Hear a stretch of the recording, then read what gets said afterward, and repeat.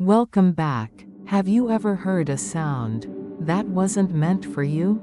A knock in the night, a voice behind a door, a whisper caught in the wind. Tonight, we invite you once again into the hidden corners of Japan, where forgotten rooms, cursed objects, and restless spirits still wait for someone to listen. These 5 new stories are not just meant to scare.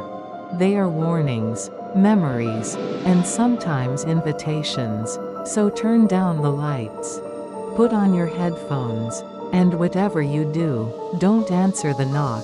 This is Japanese Horror Narration Series Volume 5. Let us begin. Narration Script Episode 1. Some people can't stand noise. Others can't live without it. But what happens when silence starts devouring everything? He lived alone in a run-down house on the edge of the town. No TV, no music, no phone. The locals called him Shizuka-san, Mr. Silence. If you walked past his house and spoke even one word, he'd come out and stare at you. Not angry, not scolding, just watching, as if measuring the volume of your breath. Then the noises started vanishing. At first, it was the birds. Then the wind stopped making sound in the trees. Leaves fell in silence. Children near his home stopped laughing. Even car engines became muffled, as if something were swallowing the sound itself. One night, a boy dared to knock on his door. He screamed when he came back. Couldn't speak for days. He claimed Mr. Silence opened his mouth, and the boy heard nothing. Not air, not breath, just pure, consuming void. I was a sound engineer documenting strange acoustic phenomena. Naturally, I was drawn in. I visited the house. It was silent, yes, but too much. The kind of silence that hurts. Even the sound of my own heartbeat seemed distant. I knocked. He answered. His mouth opened, not wide, but deep. I swear I saw it. A throat with no end. He said one thing: the world is too loud. So I eat. Then he reached toward me. I ran. But ever since, things have changed. My voice doesn't echo anymore. My recordings are always empty. People speak to me, but I don't hear them the same way. And last week, my dog barked once. Then never again. I think something followed me back. A piece of his hunger. And now, at night, when everything goes quiet, I hear it whisper. Silence is never empty. It's just waiting to be filled. If you ever find yourself in perfect silence, not a hum, not a breath, get out, before it eats you too. Narration Script Episode 2. Some places vanish for a reason. But when they return, they bring back what was buried. It began with a storm. Torrential rains flooded the hills near my hometown in Niigata. And after 2 days, the ground behind the Tanaka rice fields collapsed, opening a massive sinkhole. At the bottom was a shrine. Old, splintered, yet somehow untouched by time. No one knew it was there. No one remembered it ever existing. But the elders looked pale. One of them whispered, "We sealed that place for a reason." I was a local photographer. I went down before the site was closed off. Everything was covered in moss and vines. Torii gates half buried. Stone fox statues cracked and crying red. The main altar stood half collapsed, but the offering box still open. Inside were teeth, human, hundreds, and carved above it, in rotting wood. If no offering is given, one will be taken. That night, I had a dream. I stood at the edge of the hole, and something in the shrine looked back. Not with eyes, but with hunger. Then the disappearances began.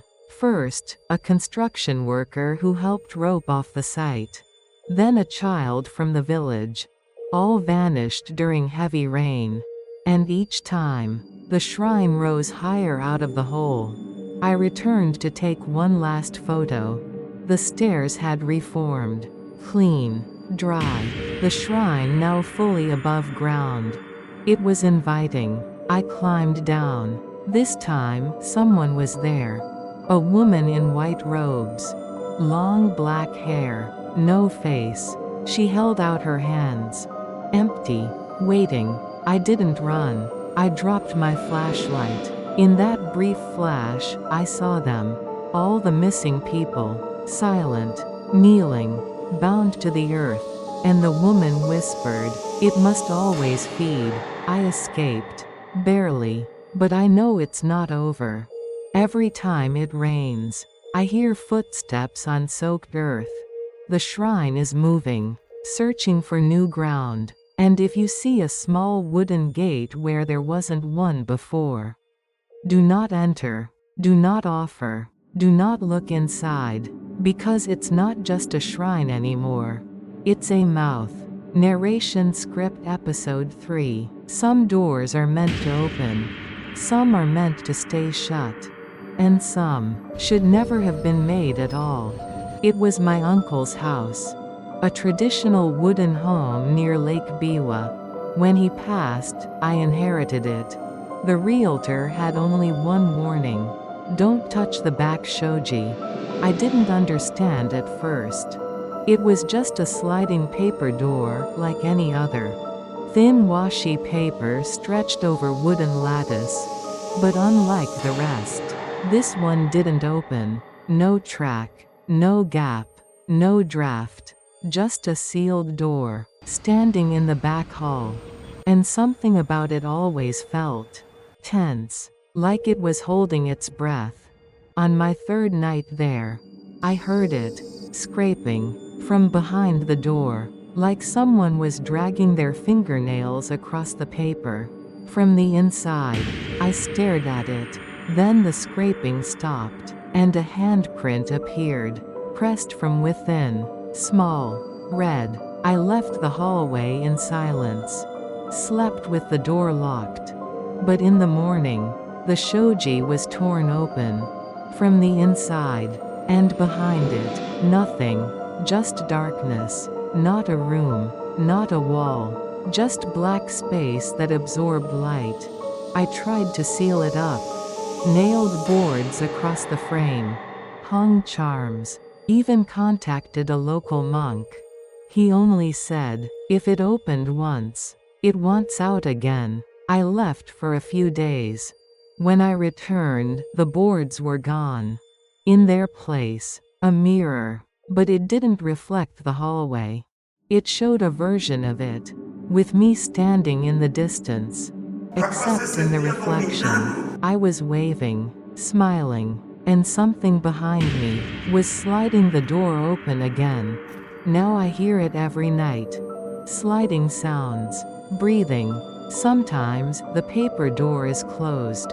Sometimes slightly open. And last night, it was wide open. Inside stood a version of me, wearing my face, but too tall, too pale. It whispered, "Finally, I'm on this side now. If you ever find a paper door that won't open, leave it, because some doors don't lead anywhere. They lead someone to you." Narration script episode 4. A flame can bring comfort, warmth, guidance. But when it refuses to die, ask yourself, what is it burning? It was an old stone lantern, hidden deep within a grove near my grandmother's home in Tokushima. I stumbled upon it by accident. Overgrown moss, fallen leaves. And inside the lantern, a tiny flame, still flickering. No one had tended it. No fuel, no source. Yet it burned. I told my grandmother. Her face drained of color. "You didn't touch it, did you?" I had. Just brushed it with my hand. She gripped my wrist and said, "Then it knows you now." That night, I dreamed of fire. Not warm, not red, but pale, hungry. In the dream, I stood beside the lantern, and someone inside it whispered, "Keep me alive or take my place." I woke to heat. My room was fine, but the temperature was rising. The lantern was in my yard, still lit, still watching. I tried to extinguish it. Doused it with water. Nothing. Bury it. It dug its way back out. Then things started dying around me. Plants shriveled. Insects fell still. A neighbor's dog barked at it, then vanished the next morning. I visited the local shrine. The priest looked at a photo I'd taken and whispered, "That flame is not light. It is memory, and it feeds on the living." He handed me an Ofuda charm, said to place it over the flame. I did. The fire flickered, screamed. A face appeared in the glow, mouth open in agony, and then it went out. Or so I thought. That night, my grandmother passed away. No warning, no illness, just gone. And when I returned to the grove, the lantern was burning again. But this time, the flame was brighter, and inside it, I saw her face. Now it follows me, each place I stay. The lantern appears, still lit, still waiting, and each time, the flame grows stronger, because I think, it didn't just feed on her. It's feeding on me. If you ever find a lantern that never goes out, don't touch it, don't light it, and never, ever feed it. Because once it burns you into memory, you won't be forgotten, but you'll never be free. Series closing. Narration Volume 5. Thank you for joining us in Japanese Horror Narration Series Volume 5. This time, the echoes of unseen children, cursed rooms, and forgotten ink have led us deeper into the quiet corners of Japan, where spirits still linger, waiting to be heard.